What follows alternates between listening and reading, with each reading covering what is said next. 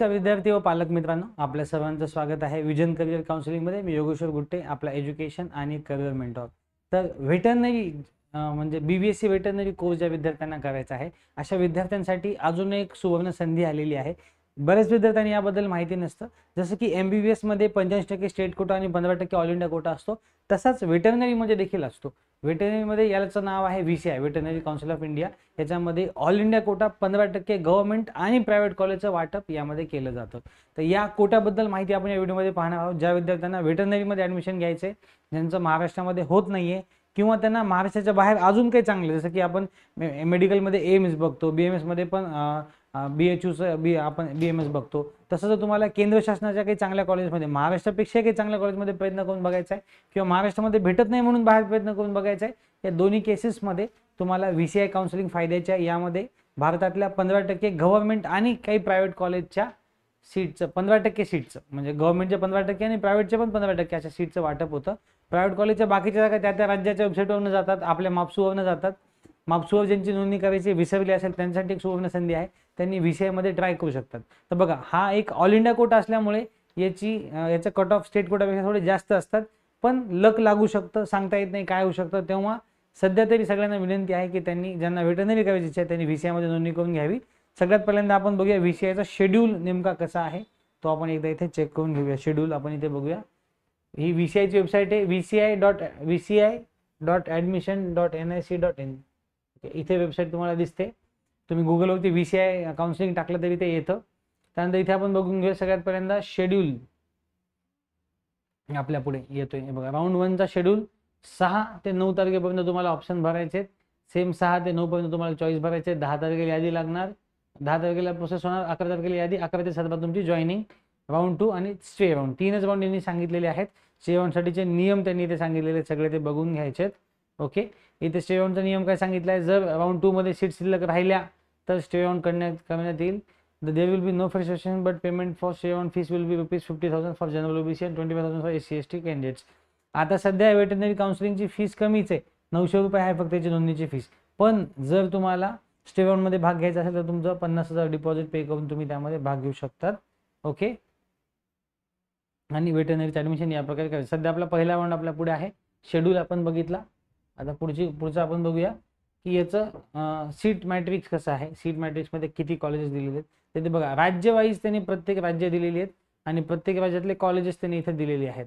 तर आंध्र प्रदेशमध्ये 3 कॉलेज, आसाममध्ये 2 कॉलेज, बिहारमध्ये 1 कॉलेज, छत्तीसगडमध्ये 1 कॉलेज, गुजरातमध्ये 4 कॉलेजेस, हिसारमध्ये 2, हरियाणामध्ये 2 कॉलेज, हिमाचल प्रदेशमध्ये 1 कॉलेज, असे टोटल 54 कॉलेजेस त्यांनी आपल्याला दिलेली आहेत. 54 कॉलेजेस इथे बघा, ऑलमोस्ट 54 कॉलेजेस सगळे दिलेले आहेत. यामध्ये बघा, काही कॉलेज गव्हर्नमेंट आहेत, काही कॉलेज प्रायव्हेट आहेत. जर एखादं प्रायव्हेट कॉलेज असेल, एक बघा इथं असं लिहिलेलं आहे, the college is under private sector, clearly दिलेलं आहे, अरावली व्हेटरनरी कॉलेज. ह्या कॉलेजची फीस काय, त्यांनी काही वेगळे नंबर दिलेले आहेत किंवा तुम्ही या कॉलेजच्या वेबसाईटवरती जाऊन याची फीस चेक करू शकतात. बाकी गव्हर्नमेंट कॉलेजची फीस कमी असते. 2 प्रायव्हेट कॉलेज आपल्याला दिसले, 3 प्रायव्हेट कॉलेज आपल्याला दिसलं प्रायव्हेट. ह्या 54 मध्ये ऑलमोस्ट 3 फक्त प्रायव्हेट कॉलेज मला दिसत आहेत माझ्या माहिती. 3, हा चौथं सापडलं आपल्याला रोहतकचं. येस, इथे मला वाटतं आपण एक सर्च जर इथे केला,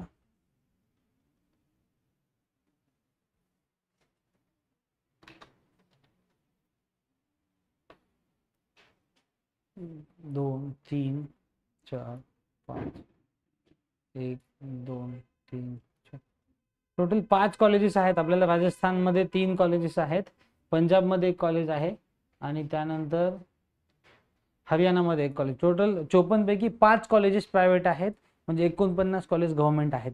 तुम्ही व्हेटरनरीसाठी महाराष्ट्राच्या बाहेर इथे प्रयत्न करू शकतात. आता प्रयत्न कसं करायचं ते देखील आपण बघणार आहोत. ओके, आता इथे नोडल ऑफिसरची लिस्ट दिलेली आहे. तुम्हाला ज्या एखाद्या कॉलेजबद्दल माहिती घ्यायची आहे, त्या कॉलेजच्या फीचर्सबद्दल माहिती घ्यायची आहे, इथे नोडल ऑफिसरची यादी दिलेली आहे.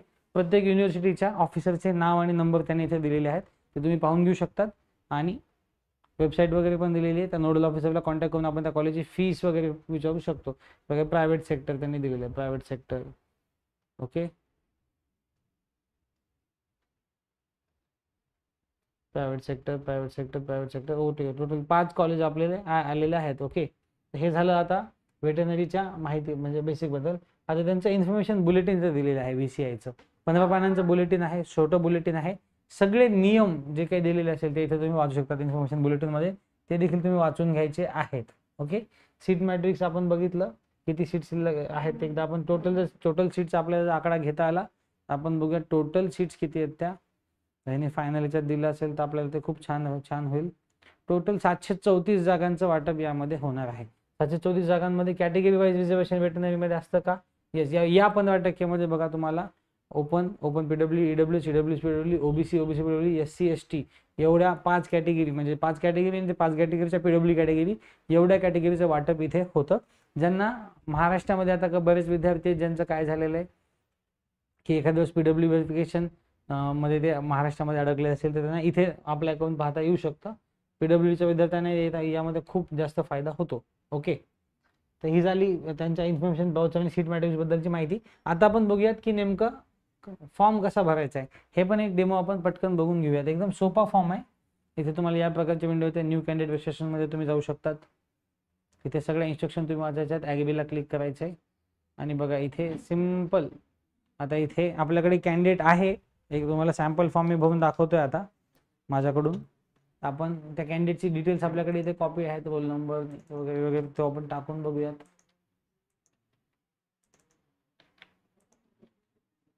कॅन्डिडेट नेम, इथे माझ्याकडे जे काही कॅन्डिडेट आहे त्या कॅन्डिडेटची माहिती आपण टाकूयात.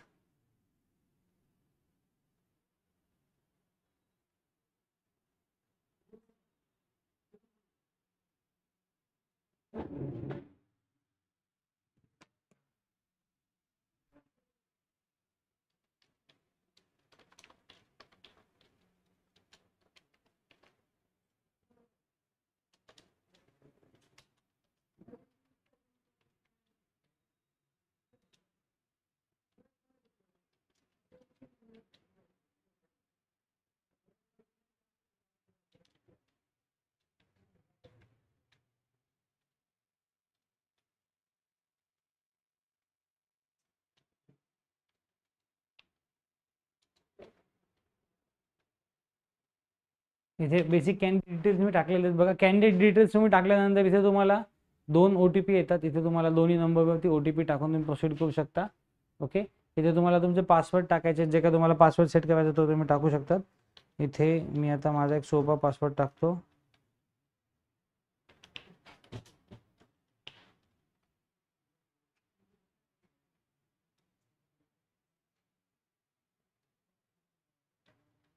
इथे मोबाईल नंबर आणि OTP, मोबाईल नंबर आणि ईमेल ID दोन्हीवरती OTP तुम्हाला येतो. इथे आपल्याकडे OTP आहे. इथे बघा मोबाईल नंबर आणि ईमेल ID दोन्हीवरती OTP येतो. तो त्यापैकी कुठला पण एक OTP टाकून तुम्ही हे रजिस्ट्रेशन कंप्लीट करू शकतात आणि तुमच्या लॉगिन मध्ये तुम्ही जाऊ शकतात. सध्या आपण बघूयात की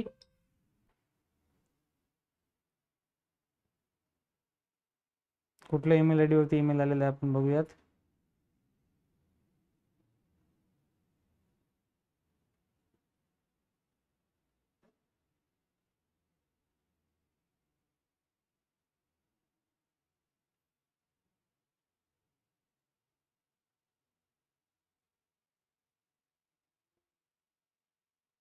VCIचा OTP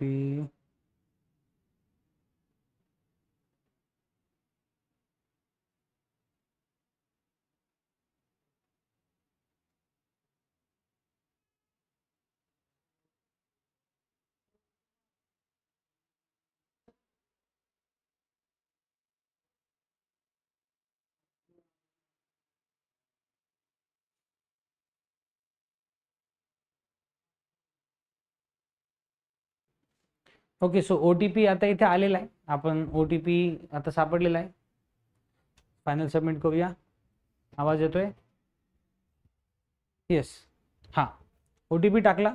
बघा रजिस्ट्रेशन आता कंप्लीट झालेलं आहे. तुम्हाला इथे कॅन्डिडेट डिटेल्स वगैरे आता आपण सोपा फॉर्म आहे. पटपट बघूया कशा प्रकारे भरायचा आहे. ॲप्लिकेशन फॉर्म आपण भरूया. त्यामध्ये बघा सगळ्यात पहिल्यांदा बेसिक डिटेल्स आहेत. मेल, नॅशनॅलिटी इंडियन, रिलिजन निवडायचं आहे, हिंदू असेल तर हिंदू, आणि कॅटेगरी निवडायचे. आता आपण या कॅन्डिडेटचा नीटचा फॉर्म भरताना एससी निवडलं होतं म्हणून एससी आले. इथे तुम्हाला जे असेल तेच निवडावं लागेल. त्यानंतर डिसेबिलिटी आहे का आणि असेल तर येस करायचं. आता नीटच्या फॉर्ममध्ये नो होतं म्हणून इथे नो चाललेलं आहे. इथे सेव्ह आणि एक्झिट करायचं, पुढे जायचं आहे. काही बेसिक स्टेप्स आहेत बघा, इथे 4 ते 5 स्टेप्स आहेत. त्यानंतर 12वीची माहिती, 12वी कधी पास झालाय कॅन्डिडेट ते लिहायचे.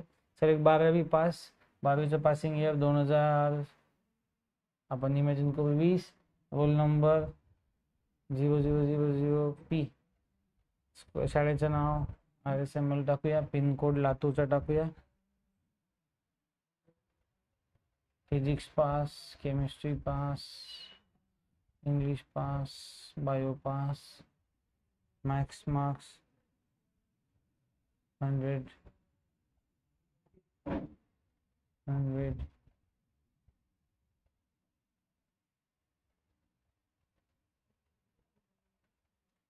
Obtain marks. सगळीकडे आपण कसं करूया, सेम सेम टाकूया.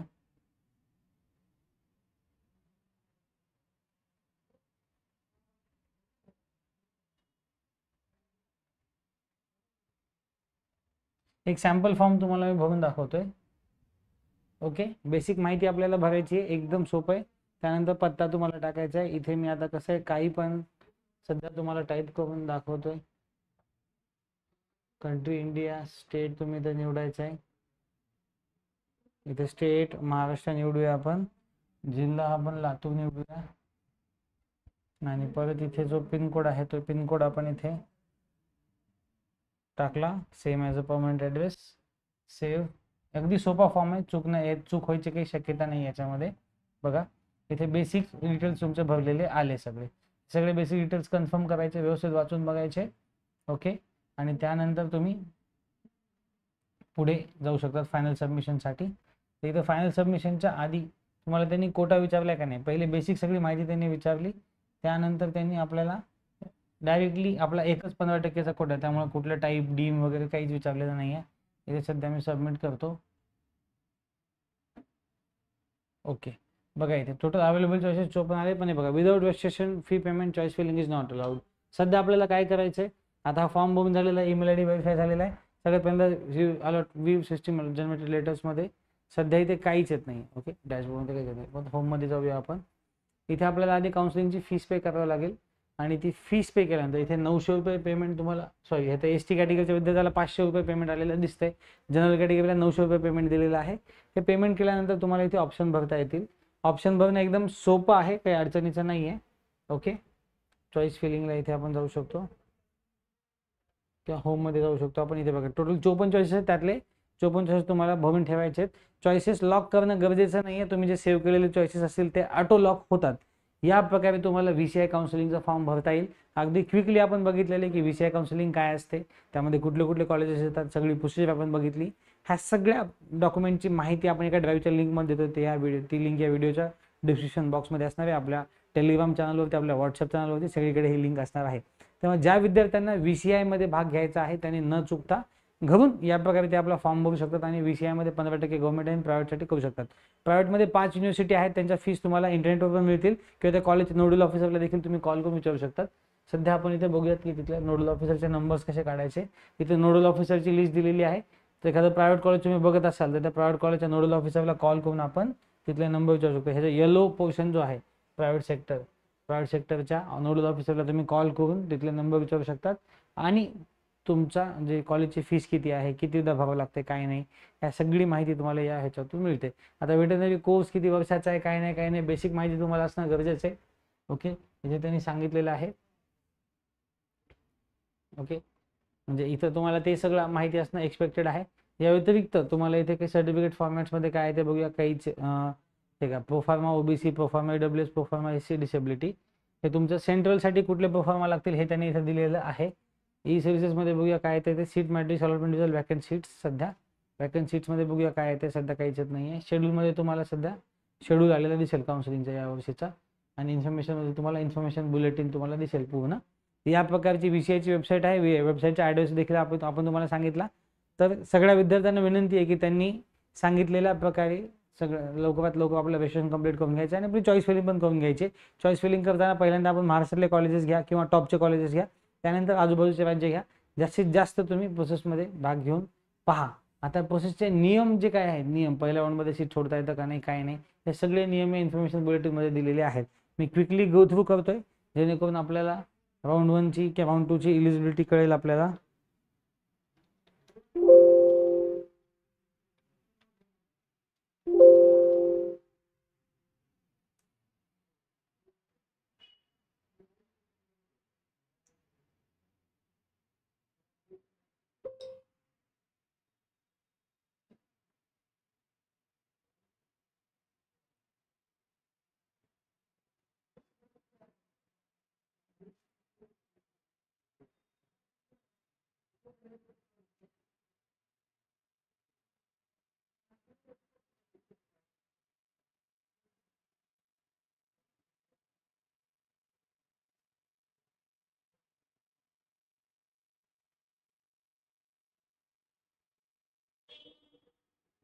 आता इथे बघा, या काउन्सिलिंगमध्ये एक महत्त्वाचा बदल त्यांनी सांगितलेला आहे की फ्री एक्झिट वगैरे इथं नाही आहे. तुम्ही राऊंडमध्ये भाग घेतला, तुम्हाला एखादं कॉलेज मिळालं, तर तुम्ही त्या कॉलेजला दिलेल्या स्टिप्युलेटेड टाईममध्ये रिपोर्ट करणं गरजेचं आहे.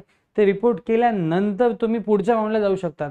Okay okay. For exercising re-choice filling the candidate need not to have to pay registration fee again at round 2. However, those candidates who have not registered earlier, the candidates who are allotted seat in first round of counseling and report for admission within the scheduled dates will have opportunity for upgradation by exercising re-choice filling in the second round of counseling.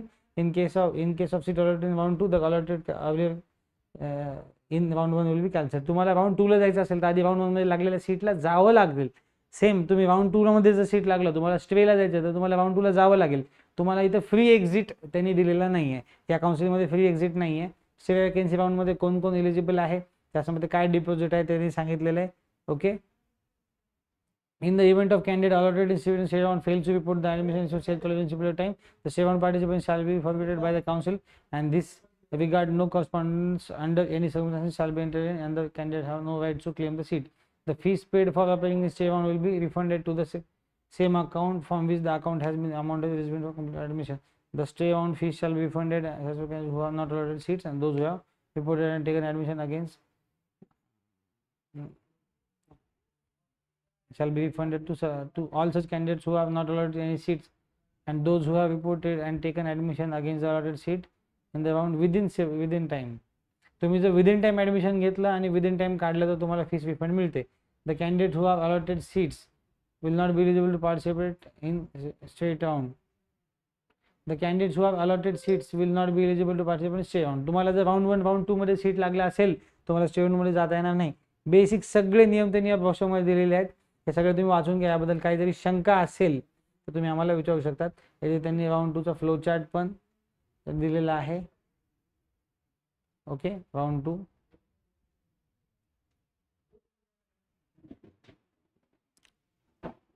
Okay चालतं. I think या व्हिडिओमध्ये आपण सगळे मुद्दे cover केलेले आहेत VCI counselling बद्दलचे. तर मेडिकल ॲडमिशनमधल्या अशाच माहितीपूर्ण अपडेटसाठी वेळोवेळी पाहत राहा विजन करिअर काउन्सिलिंग. थँक्यू.